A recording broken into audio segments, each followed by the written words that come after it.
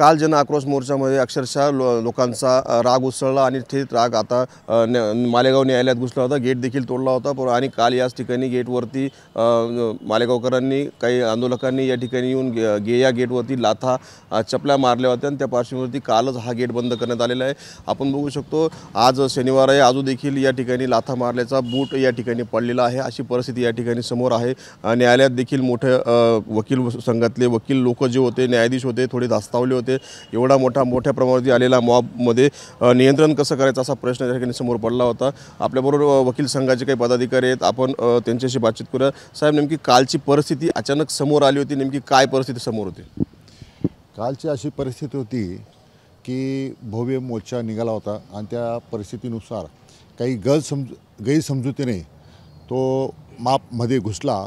पहिलं गेट त्यांनी लोटून आणि खाली पाडलं, नंतर मध्ये घुसल्यानंतर इथं आल्यानंतर लाथाबुक्के मारायचे, कोणी गेट तोडायचा प्रयत्न करायचे, परंतु काही आमचे वकील बांधव आणि काही पोलीस डिपार्टमेंटने हे सर्व मिळून आणि तो माप थोडा शांत केला आणि अशा परिस्थितीने गैरसमजुतीने तो मापमध्ये आला होता। एवढ्या मोठ्या प्रमाणावरती अचानक मॉब इथं आला, मध्ये वकील होते, जज मंडळी होती, त्यांच्या मधल्यांची काय परिस्थिती होती, काय प्रतिक्रिया?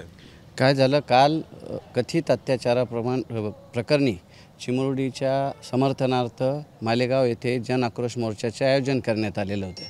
सदर जन आक्रोश मोर्चा चालू असताना व तो समाप्त झाल्यानंतर चिमुरडीला श्रद्धांजली वाहण्यात आल्यानंतर सर्व मॉब हा मध्ये आला। या गैरसमजुतीतून आला की आरोपी हा न्यायालयाच्या आवारातच कोंडून ठेवण्यात आलेला आहे व जनतेची अशी मागणी होती की त्या आरोपीला आमच्या ताब्यात द्या किंवा फाशी तरी द्या।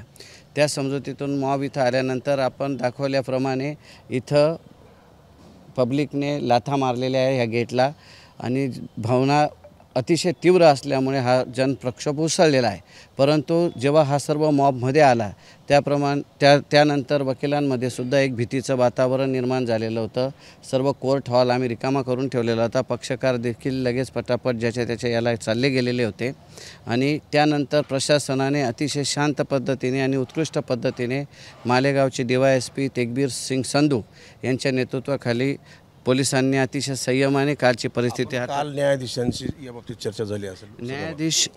न्यायाधीश इतर कामात व्यस्त असल्यामुळे आणि काही कारणास्तव न्यायाधीश देखील मग कोर्ट हॉल रिकामे असल्यामुळे अँटिक चेंबरमध्ये त्यांचे कामकाज चालू होते, त्यामुळे न्यायाधीशांशी काल काही संपर्क झाला नाही।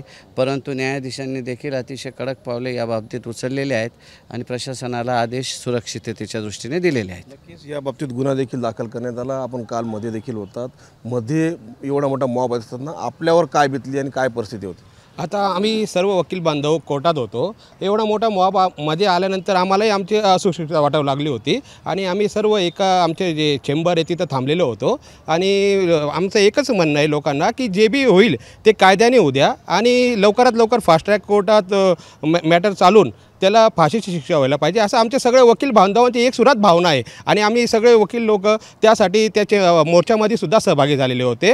आणि असा असुरक्षितपणा जर वकिलांना जर आला तर वकिलांवरती बी दबाव येतो आणि त्याच्याने काय होतं, कायद्याला थोडंसं बाधा येण्याची शक्यता होती। आता जो काही प्रकार इथं झालेला होता कालचा की गेट तोडायचा प्रयत्न झाला, गेट तोडला, मध्ये आले, हा बेकायदेशीरपणा झालेला आहे आणि जे काही लोक आलेले आहे त्यांच्यावरती बी कडक कारवाई व्हायला पाहिजे असं आमचं मत झालेलं आहे। नक्कीच ज्या पद्धतीने आरोपीला शिक्षा व्हावी अशी मागणी होत असताना थेट न्यायालयात येऊन धुडगूस घालण्याचा प्रयत्न काही आंदोलकांनी केले, परंतु ते बेकायदेशीर असल्याने न्यायालयाच्या मार्फतच त्याला न्याय देऊ, आपण त्या चिमुकलीला न्याय देऊ शकतो अशी अपेक्षा, अशी भावना या न्यायालयातील वकिलांची आहे। मनोज शेवळे, TN मराठी, मालेगाव।